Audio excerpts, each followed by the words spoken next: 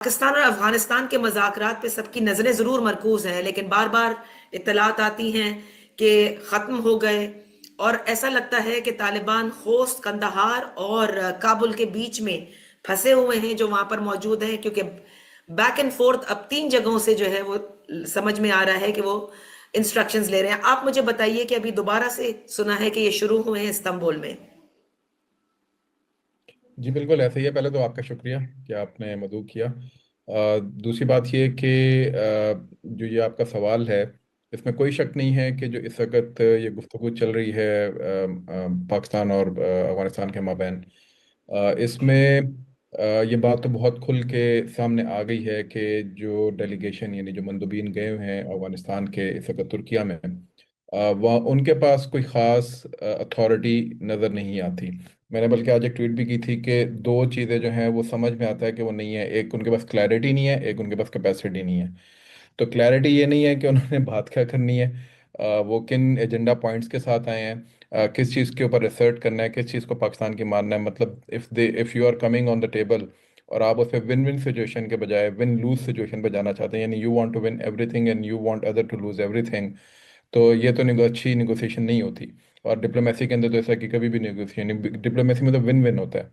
तो win win पे आप जाना नहीं चाह रहे। आप चाह रहे हैं कि पाकिस्तान सब कुछ छोड़ दे, जो उसके मेन कंसर्न है, और पाकिस्तान सिर्फ ट्रेड पे और राहदारियों के ऊपर और रेफ्यूजीज के ऊपर बात करे, और जो पाकिस्तान का असल कंसर्न है उसके ऊपर हम अभी हाथ ना रखें।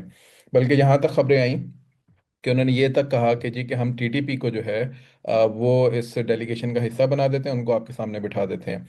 अच्छा, ये बात वो है जो कि 2021 और 22 के अंदर भी जब डेलीगेशंस जा रहे थे पाकिस्तान के, उस वक्त भी ये बात उन्होंने बार बार सामने रखी थी। बल्कि उन्होंने कुछ डेलीगेशन से टीटीपी के लोगों की मुलाकातें भी करवाई थी जो उधर उनके बैठे हुए हैं, जिसमें नूर अली महसूद, खुरासानी और इस तरह के जितने भी लोग हैं, उन सब से जी। मुलाकातें उनकी थी। और उस वक्त भी इनका मकसद ये था कि जी कि हम मीडिएट कर लेते हैं और आप दोनों आपस में बैठ जाइए, यानी पाकिस्तान की रियासत और दहशतगर्द।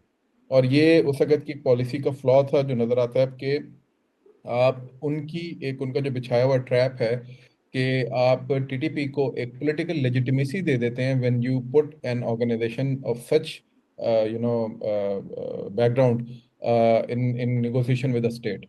तो जब आप उनको पॉलिटिकल सही। लेजिटिमेसी दे देंगे तो फिर उनके आपको सारी बातें भी माननी पड़ेंगी या बहुत सारी बातें माननी पड़ेंगी। ये टॉक्स उस वक्त भी फेल हुए और इन्होंने अभी भी वही पत्ता खेलने की कोशिश की, लेकिन पाकिस्तान ने इस बार जो है उनको स्ट्रेट अवे इनकार कर दिया कि we are not going to talk about this. अब इस चीज के ऊपर वो आपने जैसे बात कहा कि वो तीन जो ग्रुप्स हैं उनके, कंदहार की तरफ से, खोस्त की तरफ से, खोस्त में हक्कानी हैं जो आपके व्यूवर्स को अगर नाम पता चल रहा हो, और काबुल के अंदर मुल्ला ब्रदर जो है ग्रुप वो है, और उसके बाद कंदहार में अहमदुल्ला अख्वंज़ादा है। और कंदहारी ग्रुप जो है वो इस वक्त सबसे ज्यादा रैशनल या सबसे ज्यादा मेच्योर ग्रुप के तौर पर सामने आ रहा है।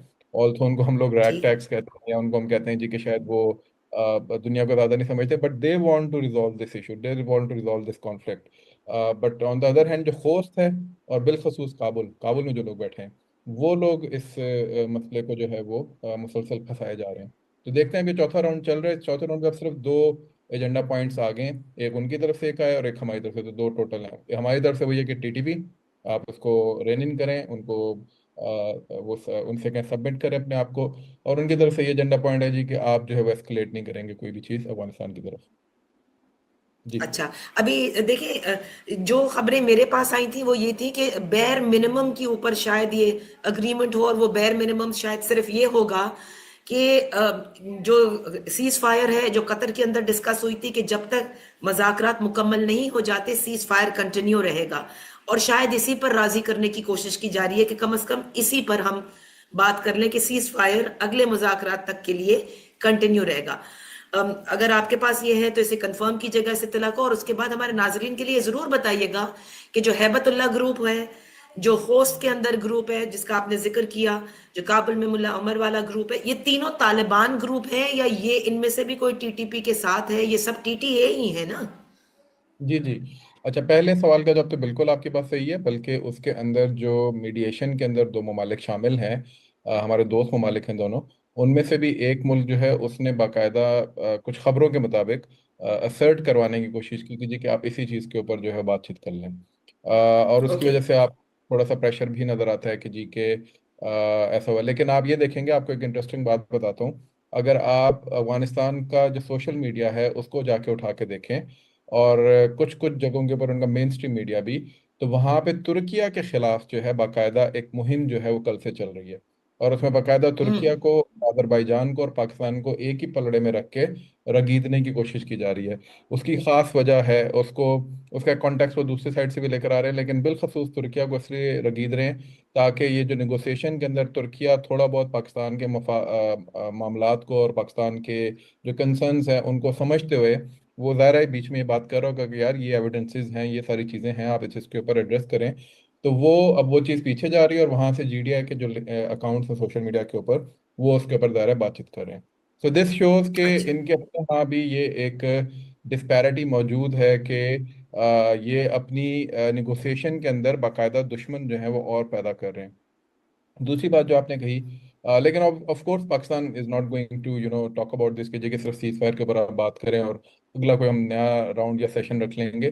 बेयर मिनिमम तो ये जाहिर है फिर यही है कि ये तो इस तरह सेशंस चलते रहेंगे और ये इसको डिले करते रहेंगे, और पाकिस्तान को जो है वो एक विशियस साइकिल के अंदर फंसाने की कोशिश करेंगे। सो लेट्स सी पाकिस्तान के जो स्ट्रेटेजिक थिंकर्स हैं वो इसको किस तरीके से टैप टैप करते हैं, लेकिन मेरा ख्याल है कि डेफिनेटली वो इस चीज़ के ऊपर नहीं जाएंगे।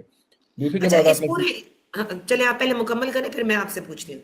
तो दूसरी बात आपने की है तीन ग्रुप्स वाली, बिल्कुल ये तीनों ही टीटीए हैं। और इसमें जो कंधारी ग्रुप है, ये मेरी इतलात पिछले कोई 1.5-2 साल से हैं कि वो चाहते हैं कि टीटीपी से उनकी जान छूटे। वो बाकायदा टीटीपी को एक क्रिमिनल ग्रुप के तौर पे देखते हैं। यानी दे हैबतुल्लाह वाला जो ग्रुप है। They are more nationalist, they are okay. More focused on Afghanistan. उनकी पॉलिसी से आप इख्तलाफ कर सकते हैं, वो जो बच्चियों पे पाबंदी लगाने वाले या दूसरी मामलात के ऊपर, but as far as their orientation towards the outer world is concerned, वो नहीं चाहते कि उनकी जो ग्राउंड है उसको किसी भी तरीके से जो ये इस तरह की प्रॉक्सीज हैं वो इस्तेमाल करें। बट जो खोस्त और काबुल के अंदर लोग बैठे हुए हैं, खोस्त वाले जो लोग हैं दे आर मोर, आप ये कह लें कि वो फंसे हुए हैं एग्रीमेंट्स के अंदर। उसमें एक खबर मैं आपको ये बता देता हूँ कि हकानीस जो हैं, इनके साथ एक एग्रीमेंट हुआ था हाफिज गुल बहादुर का, और रिटर्न एग्रीमेंट है। तो जब एक मीटिंग हुई और उसके अंदर जो है वो इनसे कहा गया कि जी क्या आप लोग पाकिस्तान के अंदर अटैक्स मत कैरी आउट करें, तो उन्होंने वो एग्रीमेंट निकाल के दिखा दिया, और उस पर सिराजुद्दीन हक्कानी के साइंस हैं कि आपने ही कहा था कि जब हमारी इमारत की हुकूमत आएगी तो you will safeguard us and you will give us safe havens. तो अब आप कैसे इस माहिदे से फिर सकते हैं। तो खोस्त वाले जो हैं वो इस तरह के वो फिक्स के अंदर नजर आते हैं, वो एक फंसे हुए हैं। जो तीसरा ग्रुप है वो है काबुल का ग्रुप सबसे नोटोरियस ग्रुप के तौर पे सामने आ रहा है, वो मुल्ला ब्रदर का है। और अगर ओके। आप देखें, जो उसके अंदर ज़ल्मे खलीलजाद का बहुत ज़्यादा आना जाना, और हम्म। मुल्ला ब्रदर से बहुत ज़्यादा गुफ्तगू, और मुल्ला ब्रदर से बहुत ज़्यादा जिसे कहते हैं मेल मिलाप करना, अब उससे यहाँ होता है। यानी आज की जो खबर आई है, बहुत सारे सिक्योरिटी जो पाकिस्तानी हल्के हैं उनसे भी आई, और उसके अलावा मुझे भी कहीं से आई थी कि इन्होंने बाकायदा वहाँ पे ये बात कही, सारी बातें तय करने के बाद अचानक ये आया और इन्होंने आके कहा कि जी के हम यूएस को एज अ मीडिएटर जो है और गारंटर जो है वो लेकर आना चाहते हैं। तो someone is trying to put US in the equation, ताकि आप हम्म। यूएस के जो मफादात हैं उनको भी यहाँ पे जगह दे सकें। तो इससे जाहिर होता है कि जब तुर्की और कतर मौजूद है मीडिएटर के तौर पे, और आपको उनके ऊपर एतबार नहीं है, और आप यूएस को लेकर आना चाहते हैं, तो you are actually using TTP as a bargaining chip. और बार्गेनिंग चिप उनको इस्तेमाल करने को कौन सिखा रहा है? तो आपको दिल में खलीलजाद के पिछले 1 साल के अंदर अंदर जो सारे आना जाना है उसकी वो इक्वेशन समझ में आना शुरू हो जाती है। सही, सही। अच्छा देखिए, जो पाकिस्तान का जो जिसे कहते हैं, जो डॉक्ट्रिन है इज ऑफ स्ट्रेटेजिक पेशेंस, ये जनरल एहसान का भी कहना है। I don't know whether it still continue, some of the general से कि अब नहीं है ये, लेकिन फिर भी नजर आता है। आप क्या समझते हैं, हाउ फार हम इस मुज़ाकरात को कहाँ तक लेकर जाना चाहते हैं? क्या हम इस डॉक्ट्रिन को ही एक्सरसाइज करते रहेंगे, या जो हमने थोड़े दिन पहले जो क्लैशेस हुई थी उसको मद्देनजर रखते हुए ये स्टेट ने फैसला कर लिया कि वे very firm on this stand कि अब नो मोर स्ट्रेटेजिक पेशेंस, आप अगर एक्शन नहीं लेंगे हम लेंगे आपके खिलाफ एक्शन। देखें, ये तो पाकिस्तान ने अपना एक डेटरेंस जो है उसको इस्टेब्लिश करना था, एक नॉर्मल, एक न्यू नॉर्मल इस्टेब्लिश करना था कि अगर आप लोग, वो आप वाली बात कि अगर आप लोग इसके खिलाफ एक्शन नहीं लेते हैं, they will be some attacks inside Afghanistan, जिनके डांडे जाके जो आपकी फाइल से मिलते हैं। Then Pakistan will be forced to take action. और पाकिस्तान ने एक्शन लिया, और अब इसका मतलब है कि पाकिस्तान इस एटलीस्ट जो लाइन एक आपने लकीर खींच दी है ना, तो उस लकीर से आप पीछे तो रिट्रीट नहीं करेंगे एज अ स्टेट, या आप अपनी वीकनेस शो करेंगे अगर आप उस लकीर से वापस ले आते हैं। तो ये तो एक इस्टेब्लिश बात है, एक इस्टेब्लिश नॉर्म है कि अगर ये होगा तो पाकिस्तान डेफिनेटली, इसलिए मैंने कहा ना कि आज जो दो एजेंडा पॉइंट्स है, एक हमारी तरफ से एक उनकी तरफ से, तो उनकी तरफ से है ही ये कि जी आप बस एस्केलेट नहीं करेंगे हमारी तरफ से, they are actually worried about it, because ये उनकी वीकनेस को शो करता है। पाकिस्तान ने अभी भी, आपकी बात सही है कि स्ट्रेटेजिक पेशेंस ही रखा हुआ है, रिस्ट्रेन के साथ पाकिस्तान ने सिर्फ उन जगहों को टारगेट किया है जहाँ पे टीटीपी के अड्डे मौजूद थे। अगर पाकिस्तान एस्केलेशन ऊपर लेके गया, और अल्हम्दुलिल्लाह पाकिस्तान की जो फ़िज़ाई बर्तरी है वो सबको मालूम है अफगानिस्तान के ऊपर, तो उनकी जो इंटरनल वीकनेस है मिलिट्री वाइज भी और पॉलिटिकल वाइज भी, वो खुल के सामने आ जाएगी, and there will be another chaos and which can come into play inside Afghanistan. Pakistan doesn't want that. Pakistan अगर ये चाहता होता, पाकिस्तान के लिए देखें बहुत आसान है, सिर्फ एक हफ्ते की एक एक्सरसाइज करके फ़िज़ाई बमबारी की, अल्लाह माफ़ करे, ये नहीं कि अफगानिस्तान को जो है वो ठीक ठाक सबक सिखाया जा सकता है, लेकिन वहाँ पे मासूम लोग हैं। ये बहुत इंपॉर्टेंट है, जनरल एहसान साहब ने भी जो बात कही है, हमारा जो स्ट्रेटेजिक पेशेंस का ओरिएंटेशन है, it is towards Afghanistan and the people of Afghanistan, not towards some group. So people of Afghanistan, उनसे हमारी कोई लड़ाई नहीं है, स्टेट ऑफ अफगानिस्तान, उससे हमारी कोई लड़ाई नहीं, but if there is a group over there which is hijacking the state and the people and then using its soil ठीक है। and then carrying out attacks on us, तो फिर पाकिस्तान उसके खिलाफ जो है वो अपनी कार्रवाई करेगा।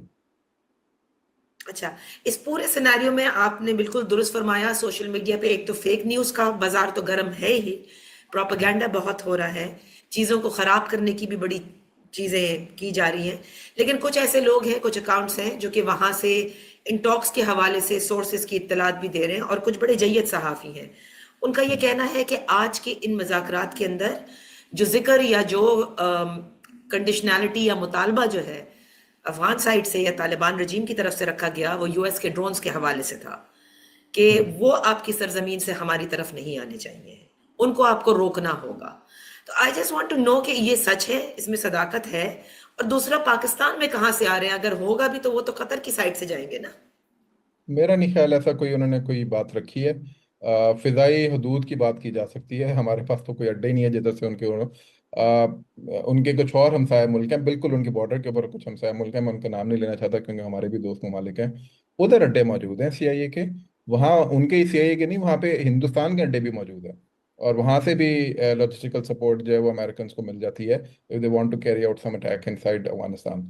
सेकंड ये, और ये वैसे 9/11 के बाद ये तारीखी एक मैं हकीकत ऑफ द कफ बता देता हूँ, 9/11 के दौर में भी उसी मुल्क से पहले कार्रवाइयाँ शुरू हुई थी, पाकिस्तान तो बहुत बाद में उसके अंदर जंप इन हुआ था। सेकंड ये कि ओवर द होराइजन कैपेसिटी है इस वक्त अमेरिकन के पास, तो अमेरिकन जो हैं वो ओवर द होराइजन मीन्स कि वो तो उनके पास तो इस वक्त ऐसे प्लेटफॉर्म्स मौजूद हैं जो समुद्रों के अंदर खड़े हुए हैं, जो और जगहों के ऊपर बैठे हुए हैं, और वहाँ से वो उठा के ओवर द होराइजन जो है वो कहीं भी जाके स्ट्राइक कर सकते हैं।